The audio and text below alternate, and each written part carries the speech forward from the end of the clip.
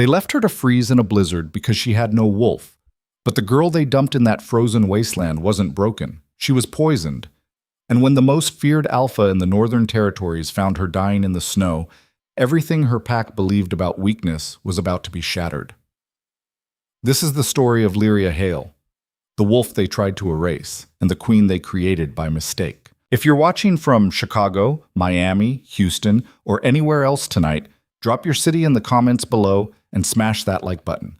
You're going to want to see how this ends. Trust me, no one saw this coming. The Iron Ridge Pack Hall smelled like pine smoke and old blood. Lyria Hale stood in the center of the ceremonial circle, her bare feet cold against the stone floor, while 200 wolves watched her with eyes that gleamed like cut glass in the firelight. Tonight was supposed to be different. Tonight was supposed to be hers. 18 years. 18 years of waiting, of enduring whispers and sideways glances, of being the only child in the pack whose wolf had never surfaced. But the elders had promised her parents before they died, promised her foster family, promised her that some wolves were just late bloomers, that her wolf would come when the time was right. Tonight was the full moon of her 18th birthday. If there was ever a right time, this was it. Lyria Hale! Alpha Declan Voss's voice cut through the hall like a blade through silk. He stood on the raised platform at the far end of the room, his massive frame backlit by the roaring hearth behind him. He'd taken the Alpha title only 6 months ago after his father's sudden death, and he ruled Iron Ridge with an iron fist that matched the pack's name. Step forward. Lyria obeyed, her heart hammering so hard she thought it might crack her ribs. The ceremonial robe they'd given her, thin white linen that did nothing against the February cold seeping through the stone walls, whispered against her legs as she walked. She could feel every eye on her, judging, waiting. Please, she thought desperately, sending the prayer to whatever force governed the wolves inside them all. Please let tonight be the night. Declan's pale blue eyes swept over her with something that looked like disgust poorly masked as patience. He was only 25, but he carried himself like a king, chin high, shoulders broad, every movement deliberate and commanding. The pack loved him for his strength. Lyria had once admired it too. You stand before your pack, Declan announced, his voice carrying to every corner of the hall. On the night the moon calls to the wolf within. You have waited longer than most. Tonight, we will see if that wait was worth it, or if the bloodline that produced you has finally run dry. A ripple of laughter moved through the crowd. Lyria's cheeks burned, but she kept her chin up. She'd learned early that showing weakness to wolves only made them bite harder. Beside Declan, his beta, a cruel-faced man named Marcus with a scar running from his temple to his jaw, leaned in and whispered something. Declan's mouth curved into a smile that didn't reach his eyes. The council has agreed, Declan continued, to give you one final chance. If your wolf rises tonight, you will take your place among us as a full member of Iron Ridge. If not, he paused, letting the silence stretch like a noose. Then we must accept what the moon has already told us, that you are wolfless, and wolfless humans have no place in a pack. The words hit like a physical blow. Lyria's breath caught in her throat. That's not pack law, she said, and her voice came out stronger than she felt. My parents were both wolves. I have every right. Your parents are dead, Marcus interrupted, his tone flat and final. And they left behind a daughter who's done nothing but drain pack resources for 18 years. No wolf, no strength, no use. She can't even shift, someone called from the crowd. Lyria recognized the voice as Petra, one of the pack's enforcers. What good is a wolf who can't fight? Maybe she's just broken, another voice added, followed by more laughter. Lyria's hands curled into fists at her sides.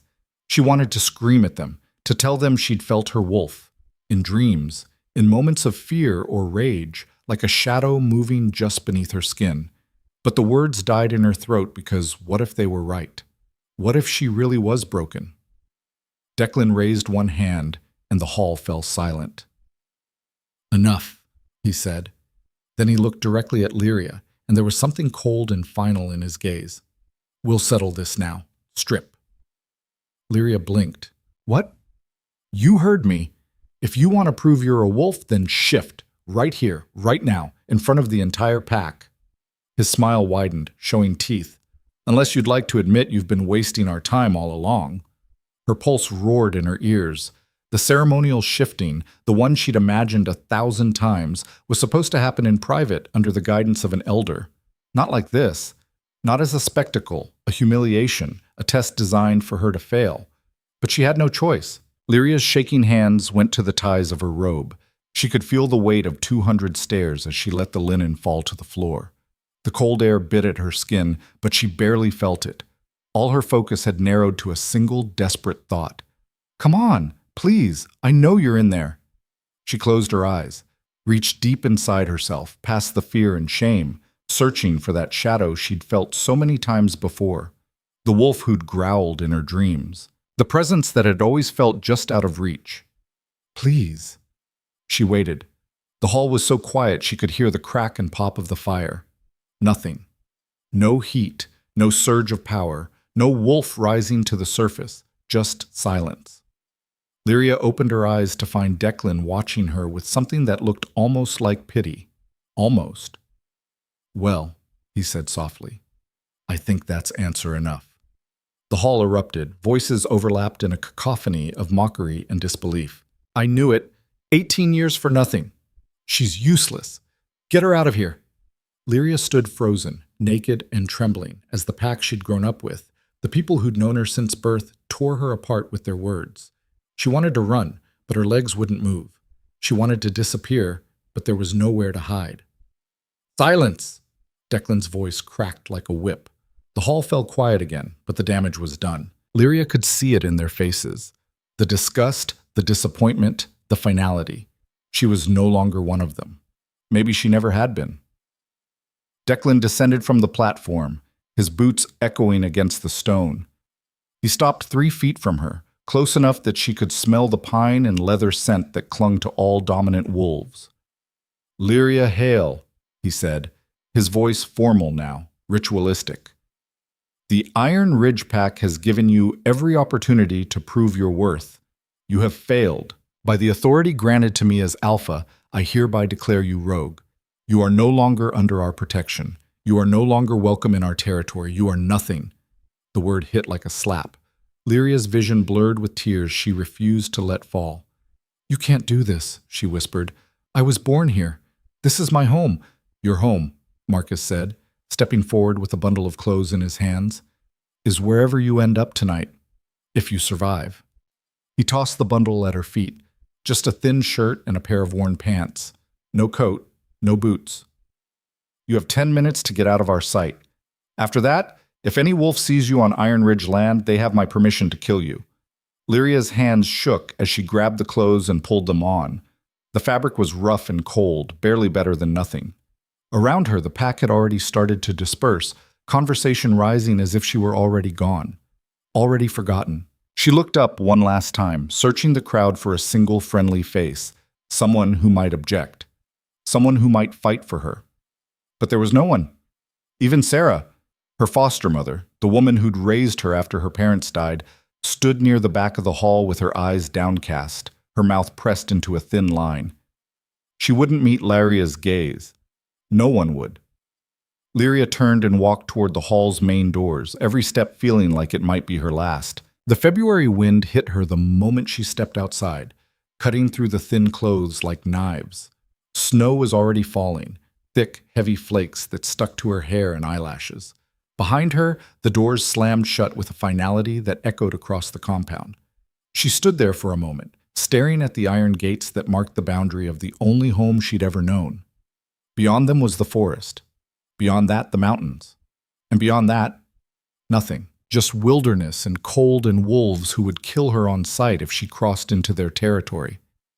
Move, she told herself. You have 10 minutes. But her feet felt rooted to the ground. Because the truth was, she had nowhere to go. No allies. No plan. No wolf to protect her in a world that belonged to predators. She was about to take her first step toward the gates when she heard boots crunching in the snow behind her. Lyria turned to find Marcus and 2 other enforcers, both of them grinning like this was the highlight of their night.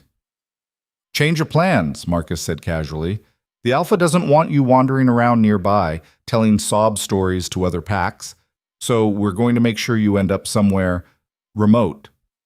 Ice flooded Lyria's veins. "What are you talking about?" Marcus's grin widened. "You'll see." Before she could react, one of the enforcers grabbed her arm and yanked her toward a waiting truck. She tried to fight, kicking, clawing, screaming, but it was useless. They were wolves. She was human. The fight was over before it began. They threw her into the truck bed like a sack of grain and slammed the tailgate shut. The engine roared to life, and the vehicle lurched forward into the storm. Lyria scrambled to her knees, gripping the side of the truck as it barreled down the mountain road.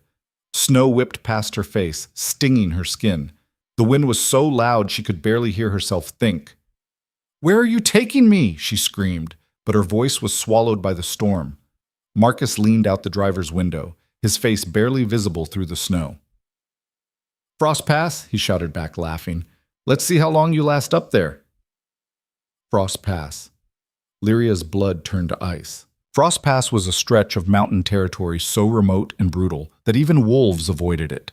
The elevation was too high, the temperatures too extreme, the terrain too unforgiving. It sat on the border between Iron Ridge land and the Northern Territories, wild, unclaimed, and deadly. If they left her there, she would die. Not in days, in hours. The truck climbed higher and higher, the road growing narrower and more treacherous with every mile. Lyria's fingers were already numb, her teeth chattering so hard she thought they might crack. She tried to hold on, tried to stay conscious, but the cold was relentless. Finally, after what felt like both an eternity and no time at all, the truck skidded to a stop. The enforcers hauled her out and dumped her into the snow. Lyria hit the ground hard, the impact knocking the breath from her lungs. By the time she managed to sit up, the truck was already turning around. "Wait!" she gasped, but the word came out as barely a whisper. Marcus leaned out the window one last time. "Good luck, rogue," he called, his voice dripping with mockery. "Try not to freeze before the wolves find you." Then the truck disappeared into the storm, its taillight swallowed by the swirling white. Lyria knelt in the snow, alone. The wind screamed around her. The temperature was dropping fast. She could feel it in the way her skin burned, in the way her breath came in short, sharp gasps. She tried to stand, but her legs buckled, tried to think, but her mind was starting to fog. "Get up," she told herself. "You have to move. You have to find shelter." But there was no shelter, just snow and rock, an endless frozen wilderness stretching in every direction. She crawled forward, toward what she didn't know. Maybe toward a tree line she thought she could see through the storm, maybe toward nothing. Her hands sank into the snow, numb and clumsy. Her vision was starting to blur at the edges. "This is how I die," she thought distantly. Alone, forgotten, worthless. Her arms gave out, and she collapsed face first into the snow. The cold didn't feel so bad anymore. It almost felt warm. Lyria's eyes drifted closed. Somewhere far away she thought she heard something, a sound that didn't belong to the storm, deep and rumbling, like a growl or a voice. But it was probably just her imagination. Everything was going dark now. And then, nothing. Riven Thorn had lived for 32 years and ruled the Northern Territories for the last 10. In that time, he'd fought wars, crushed rebellions, and survived more assassination attempts than he cared to count. He was not a man or a wolf, easily surprised. But the scent that suddenly cut through the blizzard stopped him cold. Riven stood on a rocky outcropping halfway up the Frost Pass, his massive black wolf form barely visible against the storm. He'd been running a border patrol, something he insisted on doing himself despite his beta's protests, when the wind shifted, and brought with it the unmistakable scent of blood. Human blood. His wolf growled low in his chest, hackles rising. Humans didn't come to Frost Pass. It was too remote, too dangerous. The only humans who ever crossed into Northern Territory were either very brave or very stupid, or dying. Riven shifted mid-stride, his wolf form melting away to leave a man standing in the snow. He was tall, well over 6 feet, with broad shoulders and a presence that commanded attention even in the middle of a raging storm. His dark hair was dusted with snow, his gray eyes sharp and calculating as he scanned the landscape. The scent was stronger now, close. He moved toward it, his boots crunching through the deep snow. The wind howled around him, but he barely felt it. Wolves ran hot, especially alphas. The cold was an annoyance, not a threat. He followed the scent into a small grove of pine trees, their branches heavy with snow. And there, half buried beneath the largest tree, was a girl. Riven's wolf surged forward, a snarl building in his throat. She was young, maybe 18 or 19, with long dark hair matted with ice and skin so pale it was almost blue. She wore nothing but a thin shirt and pants, both soaked through and frozen stiff. Her eyes were closed, her lips parted slightly, her chest barely moving. She was dying. Riven knelt beside her, his hand hovering over her shoulder. The moment his fingers brushed her skin, his entire world shifted. Heat exploded through his chest. His wolf roared to life, louder and more violent than it had ever been, clawing at the inside of his mind with a single, undeniable truth. Mate. Riven jerked back like he'd been burned. No, that wasn't possible. He'd spent years searching for his mate, had traveled across every territory, met with every pack, attended every gathering. He'd started to believe she didn't exist, that the moon had decided he was meant to rule alone. And now she was here, dying in the snow? His wolf didn't care about the logistics. It only cared about one thing, saving her. Riven scooped her into his arms, and the bond snapped into place like a lock clicking shut. She was freezing, her body temperature dangerously low, her pulse thread and weak. If he didn't get her warm now, she wouldn't survive the night. He shifted again, his wolf form bursting forth with more speed than usual, fueled by desperation. With the girl cradled carefully in his jaws, he took off down the mountain at a dead run. His fortress was 10 miles south. Under normal circumstances, it would take an hour. Tonight, he made it in 20 minutes. The guards at the gate barely had time to register his approach before he was past them, racing through the courtyard and into the main lodge. He shifted back mid-stride, kicking open the door to the medical wing with enough force to crack the frame. "Doctor!" His voice thundered through the building. Dr. Iris Callan appeared in the hallway within seconds, her silver hair pulled back in a tight bun, her sharp eyes already assessing the situation. She was the best healer in the Northern Territories, a wolf with decades of experience and a no-nonsense attitude that Riven respected. She took one look at the girl in his arms, and her expression darkened. "Bring her in, now!" Riven carried her into the examination room and laid her on the table. Iris was already moving, her hands flying over the girl's body, checking her pulse, her temperature, her breathing. "Severe hypothermia," Iris muttered. "Frostbite on her fingers and toes. Possible internal bleeding. How long was she out there?" "I don't know," Riven said, his voice rough. "I found her in Frost Pass." Iris's head snapped up. "Frost Pass? What the hell was she doing up there?" "That's what I intend to find out." Riven's hands curled into fists. "Can you save her?" Iris didn't answer right away. She was too focused on cutting away the girl's frozen clothes, wrapping her in heated blankets, inserting an IV. Finally, after what felt like an eternity, she looked up. "Maybe," she said, "but it's going to be close." Riven's wolf growled, a sound that rumbled deep in his chest. "She doesn't get to die." Iris raised an eyebrow. "And why is that?" Riven met her gaze, and for the first time in 10 years, he let someone see past the mask of control he always wore. "Because she's mine." Understanding dawned in Iris's eyes.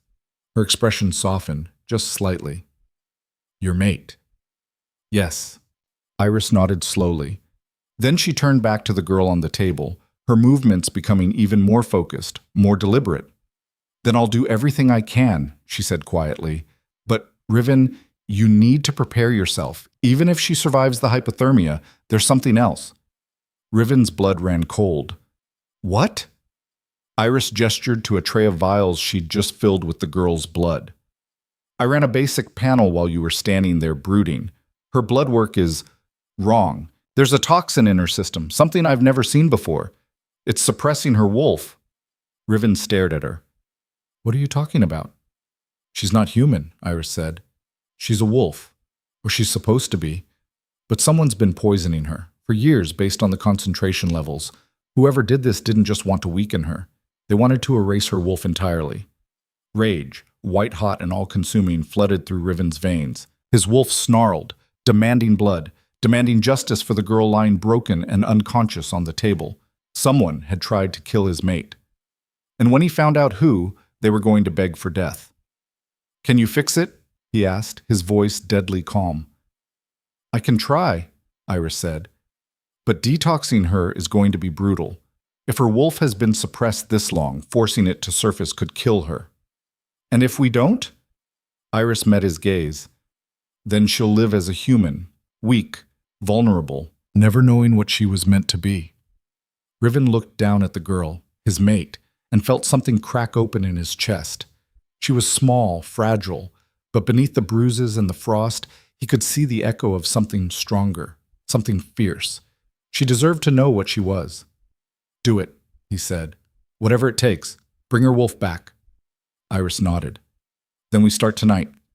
Riven pulled up a chair beside the table and sat down, his eyes never leaving the girl's face. He didn't know her name, didn't know where she'd come from or who had hurt her, but he knew one thing with absolute certainty. She was his, and he would burn the world down before he let anyone hurt her again. The girl didn't wake for 3 days. Riven spent every hour of those 72 hours in that medical room, watching the slow rise and fall of her chest, listening to the machines that beeped and hummed around her like mechanical guardians. Iris had done everything she could, warmed her core temperature back to normal, treated the frostbite, pumped her full of antibiotics and fluids. But the girl remained unconscious, her body locked in some internal battle that Riven couldn't see or fight for her. It was driving him insane. His beta, Cade Brennan, had tried 3 times to drag him out of the medical wing. Each time, Riven had threatened to break his jaw if he didn't leave immediately. Cade, who'd known Riven since they were children and understood when to push and when to retreat, had wisely chosen retreat. But on the morning of the 4th day, Cade tried again. "You need to eat," Cade said, standing in the doorway with his arms crossed. He was nearly as tall as Riven, with sandy blonde hair and eyes the color of amber. Where Riven was all sharp edges and controlled fury, Cade was steady and pragmatic, the balance that kept the Northern Territories from descending into chaos when Riven's temper flared. "And sleep. And probably shower because you smell like a wet dog that rolled in anxiety." Riven didn't look away from the girl. "Get out." "She's stable," Cade pressed. "Iris said so herself. Sitting here staring at her isn't going to make her wake up faster." "I said get out." Cade sighed, running a hand through his hair. "Fine. But the council is demanding answers. You disappeared for 3 days, came back with an unconscious girl covered in frost, and then locked yourself in here. People are starting to ask questions. Let them ask." "Riven..." "She's my mate, Cade." Riven's voice was low and dangerous, the kind of tone that made even dominant wolves step back. "The council can wait. The questions can wait. Everything can wait until she wakes up." Cade was quiet for a long moment. Then he stepped into the room and closed the door behind him. "Your mate," he said carefully. "Are you sure?" Riven finally looked at him, and the expression on his face must have been answer enough because Cade's eyes widened. "Hell," Cade breathed. "After all this time, I know." "Does she know?" "She hasn't exactly been conscious to tell." Cade moved closer, studying the girl with the same analytical gaze he used when assessing threats. "She's young. 18, maybe 19, Iris estimated based on bone structure. And someone tried to kill her. Yes. By dumping her in Frost Pass during a blizzard." Cade's jaw tightened. "That's not just murder. That's a message. Whoever did this wanted her to suffer." Riven's hands curled into fists. "I'm aware. Do we know who she is? What pack she's from?" "Not yet. Iris found traces of wolfsbane and silver nitrate in her bloodstream, compounds designed to suppress a wolf's ability to shift. Based on the concentration, she's been poisoned for years. Probably since childhood." Cade's expression darkened. That's barbaric. What kind of pack poisons their own? The kind that fears what she might become." Riven stood, pacing to the window that overlooked the fortress courtyard. Snow was still falling, though lighter now, delicate flakes that caught the morning sun. "Iris thinks she's from a royal bloodline. The toxin signatures match old records of suppressants used during the Purge Wars." Cade went very still. "The White Wolves?" "Maybe." Riven, The white wolves are extinct. They've been gone for over a century. That's what everyone believes. Riven turned back to face him. But what if they're not? What if some survived, went into hiding, and now someone's trying to finish what the purge started? Cade opened his mouth, then closed it again. Finally, he said, "If you're right, and she really is a white wolf, then saving her just painted a target on your back. The old families won't like it. Hell, half the council still remembers the stories their grandparents told about the white wolves, how powerful they were, how dangerous. If word gets out that you've claimed one as your mate, then they'll deal with it," Riven said flatly. "I don't care what the council thinks. I don't care what the old families want. She's mine. And anyone who has a problem with that can take it up with me directly." Cade studied him for a long moment, then nodded slowly. "All right, then we prepare for war because that's where this is headed." "Good. But first," Cade said, his tone softening, "you need to let her wake up on her own terms. When she opens her eyes, the first thing she's going to see is you, a massive, terrifying alpha she's never met, staring at her like she's the only thing in the world that matters. That's going to be overwhelming enough without you looking like you haven't slept in a week." Riven wanted to argue, but he knew Cade was right. His mate, and damn, it still felt surreal to even think that word, was going to wake up confused and afraid. The last thing she needed was him looming over her like some kind of obsessed predator, even if that's exactly what he was. "Fine," Riven said finally. "I'll go clean up, but if she wakes while I'm gone, I'll come get you immediately," Cade promised. "You have my word." Riven nodded, taking one last look at the girl before forcing himself to leave the room. He made it halfway down the hall before his wolf started clawing at him to go back. It took everything he had to keep walking. Lyria woke to the smell of cedar and smoke.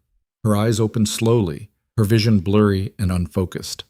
For a moment, she couldn't remember where she was or how she'd gotten there. Everything felt wrong, the softness beneath her, the warmth surrounding her, the absence of pain that should have been there. She blinked, and the world came into focus. She was in a bed, a large, comfortable bed with thick blankets and pillows that smelled faintly of pine. The room around her was spacious and unfamiliar. Stone walls, a fireplace crackling in the corner, tall windows that let in pale winter sunlight. This wasn't Iron Ridge. This wasn't anywhere she recognized. Panic shot through her chest. Lyria tried to sit up, but her body protested.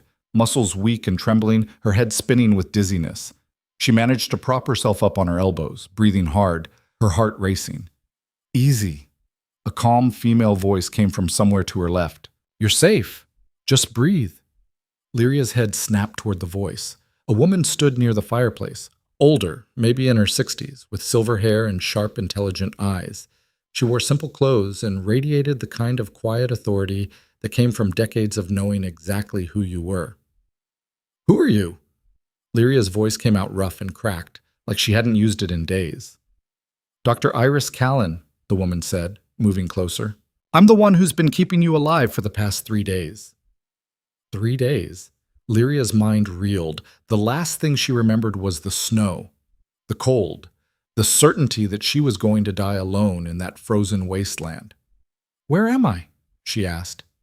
"Northridge Fortress," Iris said, "the seat of power for the Northern Territories. You're in the medical wing." Northern Territories. That was at least 100 miles from Iron Ridge. How had she... "How did I get here?"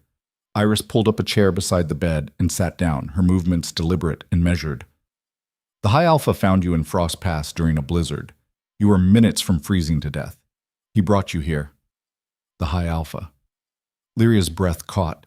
Everyone in the wolf world knew about the High Alpha of the North, Riven Thorn, the most feared and powerful alpha in living memory. He ruled over a dozen packs, commanded an army of wolves, and had a reputation for crushing anyone who challenged his authority with ruthless efficiency. And he'd saved her? "Why?" Lyria whispered. "Why would he do that?" Iris's expression was unreadable. "That's a question you'll have to ask him yourself. But right now we need to talk about your condition." Lyria's stomach twisted. "What do you mean?" Iris leaned forward, her eyes sharp and assessing. "How long have you believed you were wolfless?" The question hit like a slap. Lyria's hands curled into the blankets. I don't have a wolf. I've never shifted, not once in 18 years. That's because someone didn't want you to, Iris said bluntly. You're not wolfless, Lyria. You never were. You were poisoned. The word hung in the air like a blade. What? Wolfsbane and silver nitrate, Iris continued, her tone clinical but not unkind, mixed into a compound designed to suppress your wolf. Based on the concentration levels in your blood, you've been ingesting this toxin for years, probably since you were a child. Lyria's world tilted. That's not possible. I would have known, not if it was given to you in small doses, hidden in your food, your water, your medicine. Iris's gaze was steady. Tell me, did you ever feel your wolf, even faintly? Lyria's throat tightened. In dreams, she admitted quietly. And sometimes when I was angry or scared, I'd feel something, like a shadow under my skin, but it never came out. I thought I was just imagining it. You weren't imagining anything, Iris said. Your wolf was there. She's always been there. Someone just made sure you couldn't reach her. Rage, hot and sudden, flooded through Lyria's chest. Who? Who would do that? That's what we're trying to figure out. But whoever it was, they didn't just want to suppress your wolf. They wanted to erase her completely, which tells me they were afraid of what you might become. Lyria shook her head, her hands trembling. I don't understand. I'm nobody. Just a wolfless girl from a small pack. Why would anyone be afraid of me? Iris was quiet for a moment, her expression thoughtful. Then she said, Do you know anything about your bloodline, your parents? They died when I was 6, Lyria said. A rogue attack. That's what the pack told me. And you believed them? Lyria hesitated. I never had a reason not to. Iris stood and walked to a table near the window. She picked up a vial filled with dark red liquid. Lyria's blood, she realized with a jolt, and held it up to the light. This, Iris said, is not the blood of a common wolf. The markers in your DNA suggest a royal lineage, old blood, powerful blood, the kind that hasn't been seen in over a century. Lyria's heart was pounding so hard she thought it might break through her ribs. What are you saying? Iris turned to face her, and for the first time there was something almost like awe in her expression. I think you're a white wolf, Lyria. The words didn't make sense. Lyria had heard the stories, of course. Everyone had. The white wolves were legends, mythical creatures said to be stronger, faster, and more powerful than any other wolf. They'd ruled the Northern Territory centuries ago before they were hunted to extinction during the Purge Wars. They were extinct. That's impossible, Lyria said, her voice barely a whisper. Is it? Iris challenged. Think about it. A royal bloodline that someone desperately wanted to suppress. Parents who died under suspicious circumstances. A pack that poisoned you for years to keep your wolf from surfacing. That's not the behavior of people protecting a wolfless girl. That's the behavior of people terrified of what she might become. Lyria's mind was spinning. She wanted to deny it, to laugh and say it was ridiculous, but the pieces were starting to fit together in a way that made terrible, horrible sense. If what you're saying is true, she said slowly, then Iron Ridge knew. They knew what I was, and they tried to kill me anyway. Not just Iron Ridge, Iris said. Whoever orchestrated this has been planning it for years. Your parents' deaths, the poisoning, the exile, it's all connected. Someone wanted to make sure the white wolves stayed extinct. Rage and grief and betrayal crashed over Lyria in waves. She thought of Sarah, her foster mother, who'd raised her with false kindness while feeding her poison.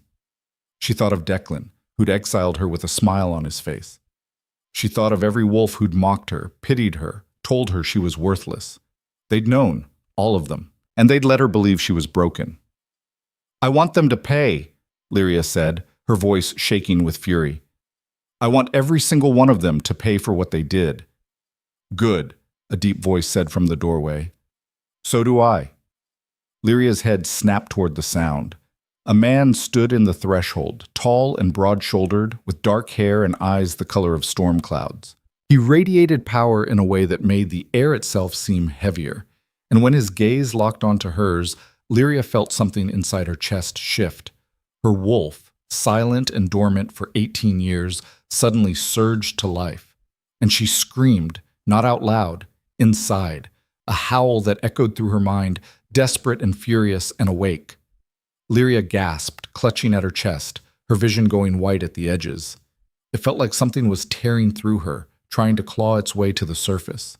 "What's happening?" she choked out. Iris was at her side in an instant, her hands firm on Lyria's shoulders. "Your wolf is recognizing her mate." "Her what?" But before Iris could answer, the man moved. He crossed the room in 3 long strides and dropped to his knees beside the bed, his hands hovering just above Lyria's arms like he was afraid to touch her. "Breathe," he said, his voice low and commanding.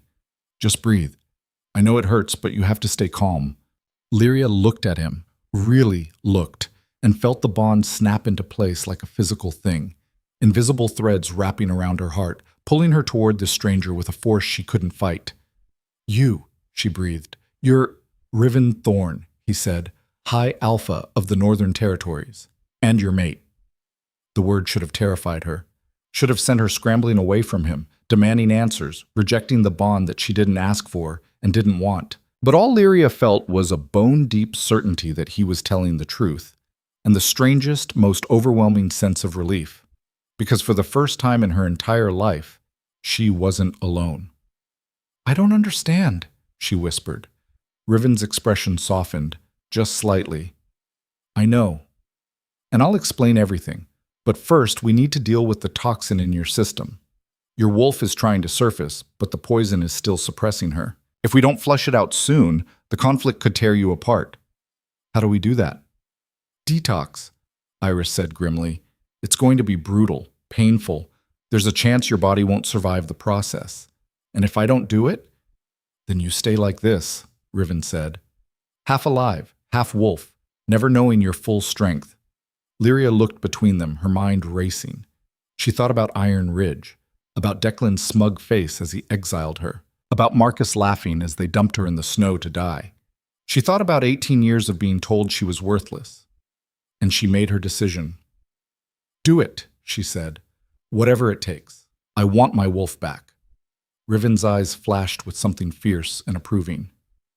"Then we start tonight." The detox began at sunset. Iris had prepared a room in the lower levels of the fortress, a space with reinforced walls and a door that locked from the outside. It looked like a cell, and Lyria supposed that's exactly what it was. "You'll need to be restrained," Iris explained as she led Lyria down the stone corridor. Riven walked on Lyria's other side, his presence a constant, looming force. "When the toxin starts purging from your system, your wolf is going to fight for control. If you're not contained, you could hurt yourself, or others." Lyria nodded, her throat too tight to speak. Fear was starting to creep in now, cold and insidious. She had no idea what she was walking into, no frame of reference for what brutal actually meant, but she'd already made her choice. The room was sparse, just a cot bolted to the floor and thick leather restraints attached to the walls. Lyria's stomach turned at the sight, but she forced herself to walk inside. "How long will this take?" she asked. "Days," Iris said. "Maybe a week. It depends on how strong your wolf is and how much poison is still in your system." "And what do I do?" "Survive," Riven said quietly. Lyria looked at him, and something in his expression made her chest ache. He looked like a man preparing to watch someone he cared about walk into hell. Which, she supposed, he was. "I'll be here," he added. "The entire time. You won't be alone." Lyria wanted to argue, to tell him he didn't need to do that she wasn't his responsibility. But the words wouldn't come, because the truth was, the thought of going through this alone terrified her. "Okay," she whispered. Iris gestured to the cot. "Lie down. I'm going to give you an injection to accelerate the purge. Once it starts, there's no stopping it." Lyria obeyed, her hands shaking as she lay back against the thin mattress. Iris secured the restraints around her wrists and ankles, tight enough to hold, but not tight enough to cut off circulation. "Last chance to change your mind," Iris said, holding up a syringe filled with amber liquid. Lyria met Riven's gaze. He was standing near the door, his arms crossed, his jaw tight. But his eyes, those storm gray eyes, were steady and unwavering. She could do this. She would do this. "Do it," Lyria said. Iris injected the serum into her arm. For a moment, nothing happened. Then the pain hit. It started in her chest, a burning, twisting agony that felt like her ribs were cracking open from the inside. Lyria screamed, her back arching off the cot, her hands pulling against the restraints hard enough to make the leather creak. "It's starting," Iris said, her voice clinical and distant. "Her body is fighting the poison." The burning spread down her arms, into her legs, up her spine. It felt like her blood was boiling, like every nerve ending in her body was on fire. Lyria thrashed, gasping for air, her vision going red at the edges. And then she felt it. Her wolf. Not a shadow anymore, not a whisper, a roar. Her wolf surged forward, clawing at the walls of the prison that had held her for 18 years. Lyria could feel her, wild and furious and desperate to be free. But the poison was still there, still holding her back, still trying to smother her. The two forces collided inside Lyria's chest, and she screamed. "Hold her down!" Iris shouted. Riven was there in an instant, his hands on her shoulders, his weight pressing her into the cot. His touch should have made it worse, but instead, it was the only thing keeping her grounded. "I've got you," he said, his voice cutting through the pain. "I'm right here. You're not alone." Lyria's eyes snapped open, locking onto his. Sweat poured down her face, her entire body trembling with the effort of staying conscious. "It hurts," she gasped. "I know." "I can't." "Yes, you can." His grip tightened. "You're stronger than this. Stronger than the poison. Stronger than the people who tried to break you. So fight." And Lyria did. She fought through the pain, through the fear, through the voice in her head that screamed at her to give up. She focused on Riven's voice, on the steady rhythm of his breathing, on the bond between them that thrummed like a heartbeat. Hours passed, maybe days. Time lost all meaning. But slowly, agonizingly slowly, the burning started to fade, and her wolf started to win. By the 7th day, Lyria's screams had stopped. That should have been a relief. Instead, it terrified everyone in the fortress. Riven stood outside the reinforced door, his hands braced against the frame, listening to the silence on the other side. For 6 days straight, he'd heard her agony. The screams, the sobs, the animal sounds of a wolf trying to claw its way through poison and pain. He'd sat with her through every moment of it, holding her down when the convulsions got too violent, talking her through the worst of the hallucinations, refusing to leave even when Iris insisted he needed rest. But now there was nothing, just silence. "She's either broken through," Cade said quietly from behind him, "or she's dying." Riven's wolf snarled at the second option, rejecting it with every fiber of his being. "She's not dying. You don't know that." "Yes, I do." Riven turned to face his beta, and the certainty in his voice left no room for argument. "I'd feel it if she was gone. The bond would break. She's alive in there." Cade nodded slowly, though his expression remained troubled. "The council is getting restless. They want answers about who she is and why you've locked yourself away for a week. Marcus Kane showed up this morning demanding an audience." Riven's eyes flashed dangerously. "Marcus Kane? From Iron Ridge?" "The same. He claims he's here on official pack business, but I don't trust him. He's got 3 enforcers with him, and they're asking too many questions about a girl matching Lyria's description." Every muscle in Riven's body went rigid. "They're here for her." "That's my guess. Whatever Iron Ridge did to her, they want to make sure it stays buried." Riven's horns curled into fists, his wolf pushing against his control with murderous intent. Iron Ridge. The pack that had poisoned his mate for 18 years exiled her and left her to die in a frozen wasteland. And now they had the audacity to come to his territory and demand her return? "Where are they now?" Riven asked, his voice deadly calm. "Guest quarters in the East Wing. I told them you were in council meetings and couldn't be disturbed." "Good. Keep them there. And put guards on this door. No one gets in or out without my direct permission." "Done. But Riven, if they're here for her, they're not going to leave quietly. Iron Ridge may not be as powerful as the Northern Packs, but they've got allies. If you refuse to hand her over, it could start a war." "Let it," Riven said flatly. "They tried to murder my mate. If they want a war over that, I'll give them one they'll never forget." Cade studied him for a long moment, then nodded. "All right, I'll make sure we're ready for whatever comes next." As Cade walked away, Riven turned back to the door. He pressed his palm against the cold steel, reaching out through the mate bond, searching for any sign of her, and then he felt it. A pulse. Faint but growing stronger. Not pain this time. Something else. Something raw and wild and powerful. Riven's breath caught. "Iris!" he shouted. The healer appeared within seconds, her medical bag already in hand. She took one look at Riven's face and immediately moved to unlock the door. She's waking up," Riven said. "I can feel it." Iris's eyes widened. Then she nodded and pulled out her keys. The locks clicked open one by one, and Riven shoved the door wide. The room was dark except for a single lamp in the corner. Lyria lay on the cot, her wrists and ankles still bound by the leather restraints, her body perfectly still. But her eyes were open, and they were glowing, not the warm brown they'd been before. Now they burned with an inner light, silver white, like moonlight on fresh snow, the color of a wolf staring out from behind human eyes. Riven's wolf howled in recognition and triumph. "Lyria," he said quietly, moving closer.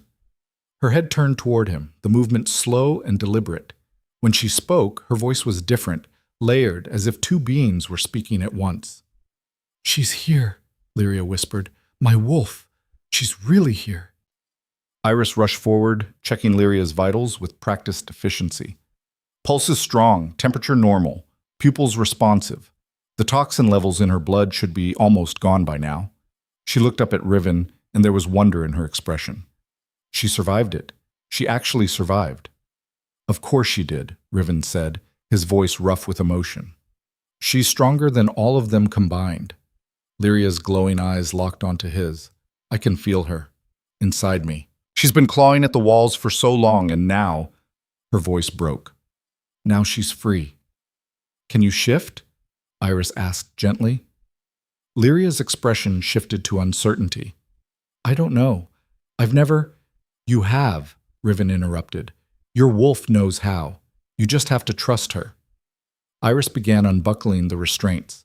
The moment Lyria's hands were free, she sat up, her movements careful and tentative like she was learning to use her body all over again. She looked down at her hands, turning them over, and Riven could see the subtle changes already taking place. Her nails had sharpened slightly, her muscles more defined, her entire presence radiating a strength that hadn't been there before. "It feels strange," Lyria said softly. "Like I'm seeing the world for the first time." "That's because you are," Iris said. "Your wolf's senses are enhancing everything. Sight, smell, hearing, it's all sharper now." Lyria closed her eyes, breathing deeply.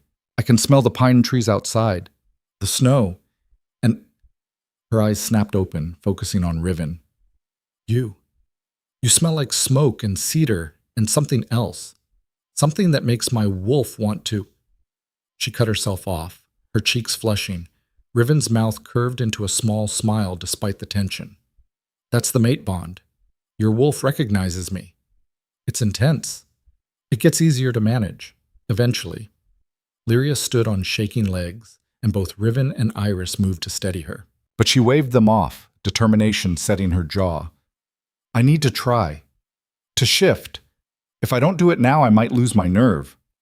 "The first shift is always the hardest," Iris warned. "It's going to hurt. Your bones will break and reform. Your muscles will tear and rebuild. But once you get through it, the pain lessens each time." Lyria nodded, her hands trembling. "What do I do?" "Stop thinking like a human," Riven said. "Let your wolf take control. Trust her to know what to do."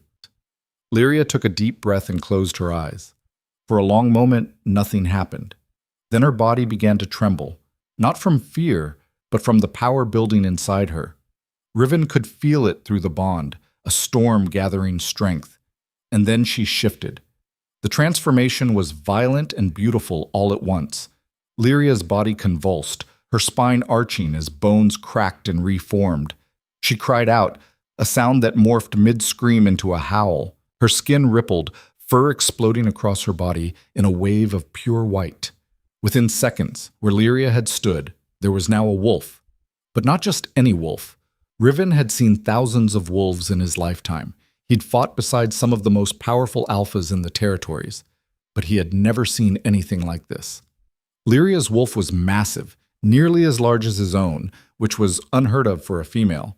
Her fur was pure white, so bright it almost seemed to glow in the dim light. Her eyes remained that eerie silver color, intelligent and ancient and utterly wild. Power radiated from her in waves, making the air itself feel heavy. Iris took an involuntary step back. "Sweet merciful, a white wolf," Riven finished, awe coloring his voice. The legends were true. Lyria's wolf turned her massive head toward him, and for a moment Riven saw the recognition in those silver eyes. Then she threw back her head and howled. The sound was primal and powerful, echoing through the fortress with enough force to make the walls tremble. Every wolf in the building would have heard it. Every wolf would know that something had just changed. Somewhere in the East Wing, Marcus Kane and his enforcers would be hearing that howl, and they would know exactly who it belonged to. Riven shifted in response, his own massive black wolf emerging in a fluid transformation. He moved to stand beside Lyria, their shoulders nearly touching, and howled with her. The message was clear. She belongs to me now. And if you want her, you'll have to go through me first. Marcus Kane had been a loyal soldier of Iron Ridge for 30 years. He'd carried out every order Declan Voss had given him without question, including the order to dump a wolfless girl in Frost Pass and leave her to die. It had been a simple job, quick and clean. Except apparently, it hadn't been clean enough. Marcus stood in the guest quarters of Northridge Fortress, his hands clenched into fists as that howl echoed through the building. He knew that sound. Every wolf knew that sound. It was the howl of a dominant, powerful predator announcing their presence. But it was the quality of the howl that made his blood run cold. Ancient, otherworldly, wrong. "That's her," one of his enforcers, a young wolf named Derek, said, his face pale.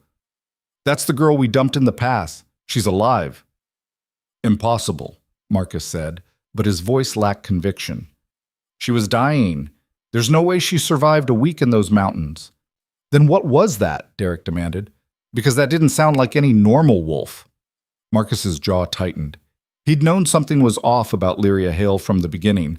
The way the council had insisted on keeping her weak, on hiding her true heritage, on making sure her wolf never surfaced. He'd always assumed it was just pack politics, some old grudge against her bloodline.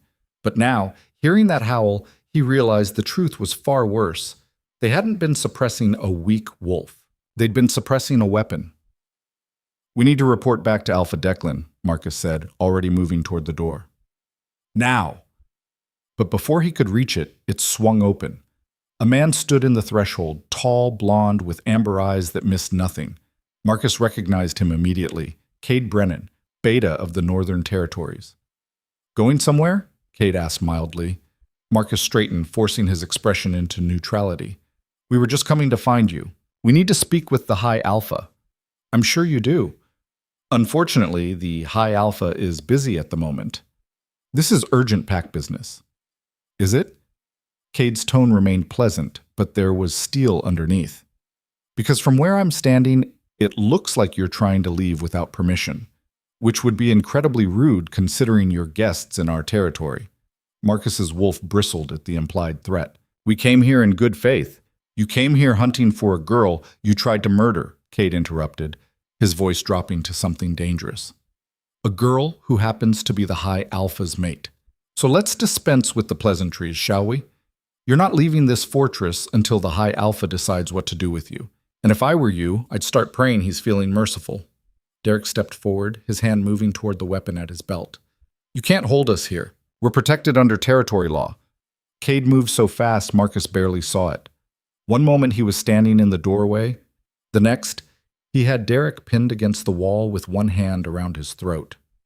"Territory law," Cade said conversationally, "states that any wolf who attempts harm against an alpha's mate forfeits all protections and can be executed on sight. So please go ahead and reach for that weapon. Give me an excuse." Derek froze, his face turning purple. Marcus forced himself to remain calm. "We didn't know she was his mate. And that makes attempted murder acceptable. We were following orders from our alpha. Then your alpha is going to have to answer for those orders." Cade released Derek, who crumpled to the floor, gasping. "But until that conversation happens, you're staying right here. Guards! Two massive wolves appeared in the hallway, enforcers from Riven's personal security detail. They looked at Marcus and his men like they were prey. Escort our guests to the holding cells, Cade said, and make sure they're comfortable. We wouldn't want them to think we're being inhospitable. Marcus wanted to fight, wanted to shift and tear his way out of this fortress and run back to Iron Ridge to warn Declan that everything had gone wrong. But he was outnumbered, outmatched, and in hostile territory, so he went quietly, for now. Lyria shifted back to human form just as dawn broke over the mountains. The transformation back was easier than the first shift, less painful, more natural. One moment she was a wolf, and the next she was kneeling naked on the floor of the training room where Riven had brought her to run through the shift multiple times. Iris immediately wrapped a blanket around her shoulders. How do you feel?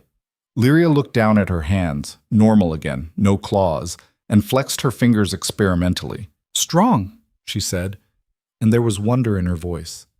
I feel strong, like I could run for miles and never get tired, like I could fight and actually win. That's your wolf, Riven said from where he leaned against the wall, fully dressed again in dark pants and a fitted shirt.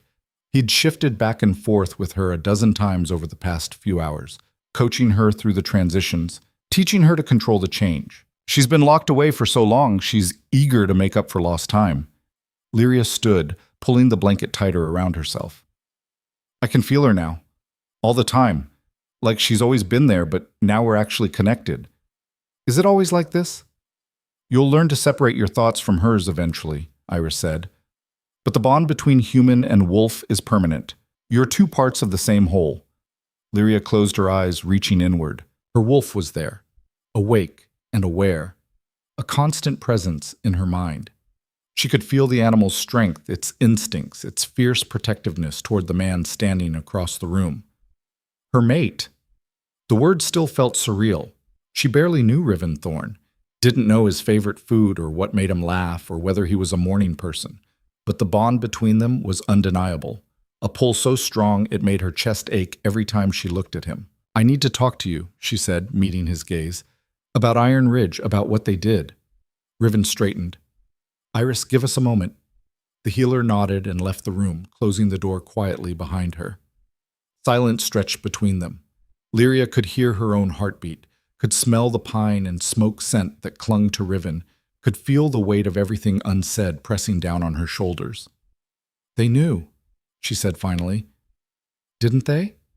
About what I was. Yes. The confirmation hit like a physical blow, even though she'd already known the truth.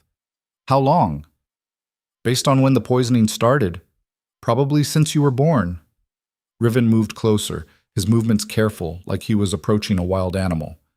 The white wolves were hunted to extinction over a century ago because the other packs feared their power.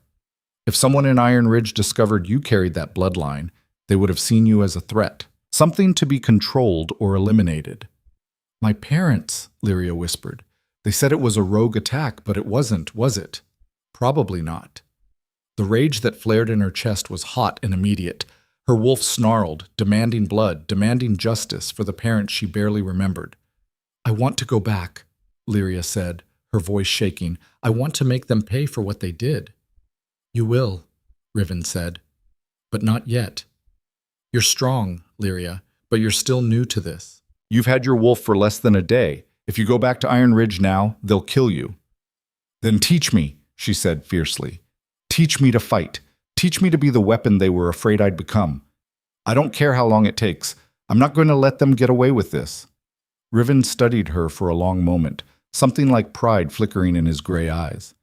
All right, but you need to understand something first. The moment Iron Ridge finds out you're alive and that your wolf has awakened, they're going to come after you with everything they have. And they won't come alone. They'll call in allies, make deals, spread lies, whatever it takes to justify killing you. If you walk this path, there's no going back. You'll be declaring war. Good, Lyria said. Because they started this war 18 years ago when they poisoned a child. I'm just going to finish it. Riven's mouth curved into a dangerous smile. Then we have work to do. For the next 3 weeks, Lyria trained like her life depended on it. Because it did. Riven was a brutal teacher. He pushed her past exhaustion, past pain, past every limit she thought she had. They started before dawn and didn't stop until long after dark, shifting, running, fighting, learning to use her wolf's strength, speed, and senses in combat. Lyria threw herself into it with single-minded determination. Every bruise, every aching muscle, every moment she wanted to quit and couldn't, it all fueled the fire burning in her chest. Iron Ridge had tried to break her. Now she was going to break them. Again, Riven barked from across the training yard. Lyria was in wolf form, panting heavily, her white fur matted with snow and sweat. They'd been sparring for 2 hours straight, and her entire body screamed for rest. But she lunged anyway. Riven met her mid-leap, his massive black wolf slamming into her with enough force to send them both tumbling across the frozen ground. They grappled, claws and teeth in snarling fury, until Riven pinned her, his jaws inches from her throat. "Dead," he said, shifting back to human. "That's the third time today I've had a kill shot." Lyria shifted as well, gasping for breath. "I'm trying—" "You're thinking," Riven interrupted. "You're still fighting like a human trying to control a wolf. You need to let your wolf lead, trust her instincts." "My instincts tell me to go for your throat." "Then do it." Lyria blinked. "What?" Riven stood and offered her a hand up. "Your wolf wants to challenge me. I can feel it through the bond. So stop holding back and actually fight me like you mean it." Something dangerous flickered in Lyria's chest. Her wolf had been restless for days, frustrated by the constant losing, eager to prove herself against the most powerful alpha in the territories. "You're sure?" she asked. "I'm sure." "Shift." Lyria didn't need to be told twice. She let her wolf surge forward, the transformation happening in a heartbeat. And this time, when she lunged, she didn't hold back. She went straight for Riven's throat. He dodged, barely. And the fight that followed was nothing like their previous sparring sessions. This was real, vicious. Lyria used every dirty trick she'd learned, every advantage her wolf's speed gave her.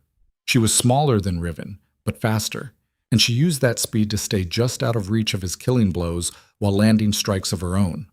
For the first time, she saw surprise flicker in his eyes, and then she saw something else: respect. They fought until they were both bleeding, both exhausted, both too stubborn to call a halt. Finally, Lyria managed to hook her claws into Riven's shoulder and use his own momentum to throw him off balance. He went down hard, and she was on him in an instant, jaws locked around his throat, not hard enough to break skin, but enough to prove the point. If this had been real, she would have won. Riven shifted beneath her, and suddenly it wasn't a wolf she was pinning, but a man. His hands came up to grip her fur, and when he spoke, his voice was rough with something that might have been pride. "There she is," he said softly. "The white wolf the legends warned about." Lyria shifted back, suddenly very aware that she was straddling his chest, both of them naked and breathing hard. She scrambled back, heat flooding her cheeks. "I didn't mean to—" "Don't apologize," Riven said, sitting up. There was a cut above his eye and claw marks on his shoulder, but he was smiling, actually smiling. "That's the first time you fought like you believed you could win."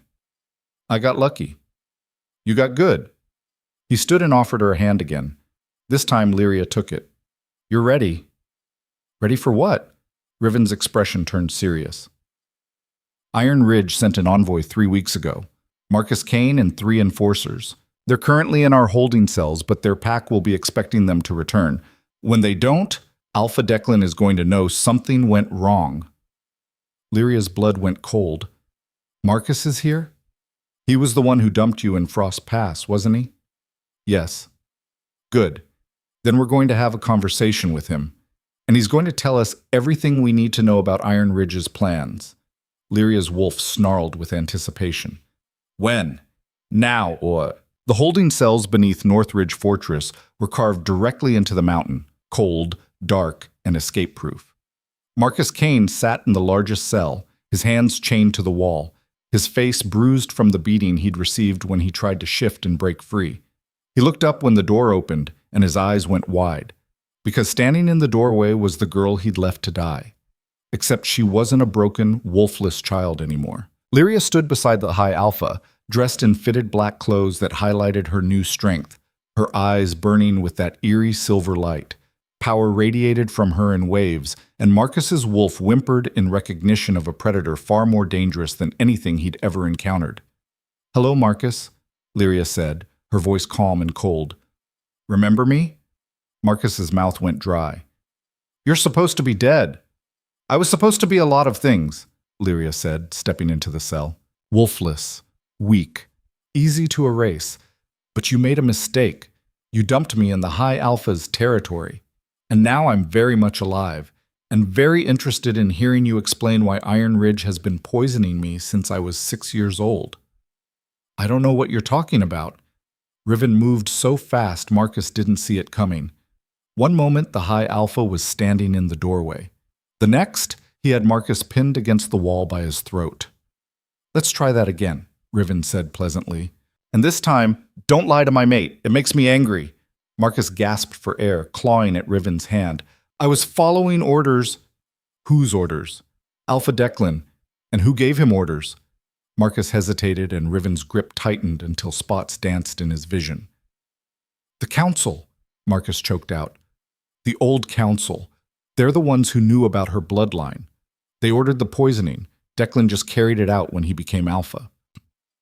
Riven released him, and Marcus collapsed to the floor, coughing.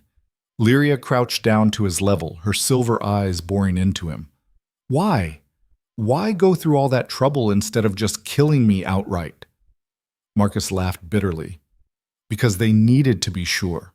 The White Wolves, they're not just powerful, they're prophesied. Old texts say that if a white wolf ever rises again, they'll unite the packs and overthrow the current order. The Council was terrified of that. So they kept you alive but suppressed, just in case the prophecy was real. Better to have you under control than risk you becoming a martyr." Lyria's hands clenched into fists. "And my parents? Killed on the Council's orders. They refused to let the pack suppress your wolf, so the Council staged a rogue attack and eliminated the problem." The rage that exploded through Lyria was white-hot and all-consuming. Her wolf roared, demanding blood, demanding she tear Marcus apart piece by piece for what he'd just admitted. But Riven's hand landed on her shoulder, grounding her. "Not yet," he said quietly. "We need him to deliver a message first." Lyria forced herself to breathe, to pull back from the edge. When she spoke again, her voice was steady. "What message?" Riven looked at Marcus with eyes like winter storms. "You're going to go back to Iron Ridge, and you're going to tell Alpha Declan that Lyria Hale is alive, that her wolf has awakened, and that if he wants to avoid a war, he'll present himself and his entire council to me at the Winter Summit in 2 weeks to answer for attempted murder and treason." Marcus's face went pale. "He'll never agree to that." "Then there will be war," Riven said simply. "Either way, Iron Ridge's days of hiding behind lies and poison are over." Marcus stared at him in horror. "You're insane. Do you have any idea how many allies Iron Ridge has? If you go after them, half the southern packs will come to their aid." "Let them." Riven's smile was all teeth. "I've been looking for an excuse to clean house anyway." He gestured to the guards, who immediately moved to unchain Marcus. "You have 24 hours to get back to Iron Ridge," Riven said. "After that, if Declan hasn't responded, I'm going to assume he's chosen war, and I'll act accordingly." Marcus was hauled to his feet and dragged toward the door. But before he left, he looked back at Lyria one last time. "You should have stayed dead," he said. Lyria's smile was sharp and dangerous. "Probably, but then I wouldn't get to watch you all burn." The door slammed shut behind him. Lyria stood in the empty cell, her heart pounding, her wolf howling with barely contained fury. Everything she'd believed about her life had been a lie. Her parents hadn't died in a random attack. They'd been murdered. She hadn't been born broken. She'd been systematically destroyed. And now, for the first time in 18 years, she had the power to fight back. "Are you all right?" Riven asked quietly. Lyria looked at him. This man she barely knew, but was bound to by forces neither of them controlled. He'd saved her life, given her back her wolf, and now he was offering her something even more valuable: vengeance. "No," she said honestly, "but I will be. Once Iron Ridge pays for what they did." Riven nodded. "Then we prepare for war." But neither of them knew that Marcus Kane wouldn't make it back to Iron Ridge. Because 3 miles outside Northridge territory, his truck would be ambushed by wolves who didn't belong to any pack Lyria or Riven knew. Wolves who had been watching, waiting. Wolves who had their own plans for the last white wolf. And when Marcus's broken body was found the next morning, it would carry a message carved into his chest. She belongs to us. The news reached Northridge Fortress at dawn. Lyria was in the training yard running through combat drills with Cade when she heard the commotion at the gates. Wolves were shouting, guards scrambling, and beneath it all was a sound she'd come to recognize over the past 3 weeks, Riven's voice cold and deadly. She shifted mid-stride, her white wolf form eating up the distance to the main courtyard in seconds. What she found there made her blood run cold. Marcus Kane's body lay sprawled across the stone, brought in on a stretcher by 2 scouts. His throat had been torn out, his chest carved with words that looked like they'd been written with claws. Lyria shifted back to human, ignoring the cold bite of morning air against her bare skin as someone tossed her a cloak. "What happened?" she demanded. Riven stood over the body, his face a mask of controlled fury. When he looked up at her, his gray eyes were storm dark. "Someone ambushed him 3 miles outside our territory, killed him, and left this." He gestured to Marcus's chest, and Lyria stepped closer to read the message carved into dead flesh. "She belongs to us." Ice flooded her veins. Who? Who would? "I don't know," Riven said, and the admission clearly cost him. "But they knew about you. Knew you were alive. Knew enough to intercept Marcus before he could reach Iron Ridge." Cade appeared at Lyria's side, his expression grim. "The scouts found tracks. At least 6 wolves. Maybe more. They covered their scent with mountain ash, so we can't identify their pack. But whoever they are, they're professionals. This wasn't a random attack." Lyria stared at the message, her mind racing. She'd spent 3 weeks preparing for war with Iron Ridge, learning to fight, building her strength, but she'd never considered that there might be other players in this game. Other wolves who knew what she was and wanted to claim her for themselves. "The Winter Summit," she said slowly. "It's in 12 days. Every major alpha in the northern and southern territories will be there." Riven's jaw tightened. "Which means whoever did this will be there too, watching, waiting for their next move." "Then we use that," Lyria said, an idea forming. "We don't hide. We go to the summit and we make a statement so loud that Iron Ridge and whoever killed Marcus will have no choice but to face us directly." "That's dangerous," Cade warned. "You'll be exposed, vulnerable. If there are wolves out there hunting you, then they'll learn I'm not prey," Lyria interrupted, her voice sharp. "I'm done hiding. I'm done being afraid. If they want me, they can try to take me in front of every alpha in the territories. Let's see how bold they are when the entire wolf world is watching." Riven studied her for a long moment, and Lyria could feel the bond between them thrumming with tension. He didn't want to put her at risk.